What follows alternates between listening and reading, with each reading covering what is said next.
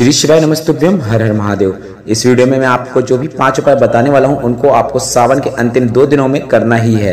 और सभी 5 उपाय करने के बाद आपको श्री शिवाय नमस्तुभ्यम बोलकर अपनी मनोकामना बोलना है और उसके बाद एक बार और श्री शिवाय नमस्तुभ्यम बोलना है। और उपाय आपको पूरी श्रद्धा के साथ करना है कि हे भोलेनाथ, बस मैं आपके ही भरोसे हूँ और आपको ही मेरे जीवन की परेशानियों को दूर करना है। तो बढ़ते हैं उपाय की ओर। सावन के अंतिम 2 दिनों में आपको ये 5 उपाय करना ही है। पहला उपाय, गुरुजी ने कहा था 108 चावल के दाने आपको शिवलिंग पे अर्पित करना है। और अगर आपने अभी तक 108 चावल के दाने या कोई भी चीज शिवलिंग पे अर्पित नहीं की है तो 108 की संख्या में अर्पित कर सकते हैं।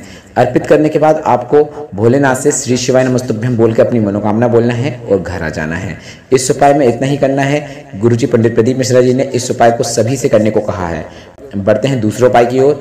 गुरुजी ने इस सावन के महीने में सभी से कावड़ की तरह 2 लोटे में जल भर के शिवलिंग पर अर्पित करने को कहा है। अगर आपने अभी तक यह उपाय नहीं किया है तो आज ही जाकर करिए, क्योंकि 2 लोटे में जल अर्पित करने से क्या होगा कि आपका 1 लोटे का जल स्वयं गंगा जल बन जाता है। और सावन में भोलेनाथ को इस प्रकार से जल अर्पित करने का विशेष महत्व होता है।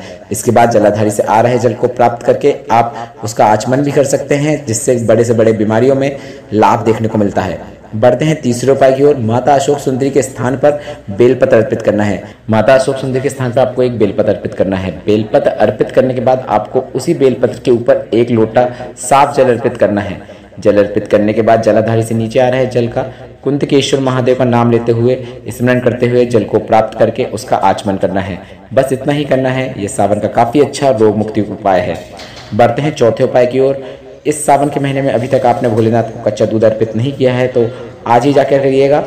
सावन के महीने में कच्चा दूध अर्पित करने का महादेव को विशेष महत्व है। इस प्रकार से घर में किसी भी प्रकार की बड़ी बीमारियां नहीं आती हैं और घर में सुख समृद्धि भी देखने को मिलती है और घर की परेशानियां दूर हो जाती हैं। बढ़ते हैं 5वें और आखिरी उपाय की ओर।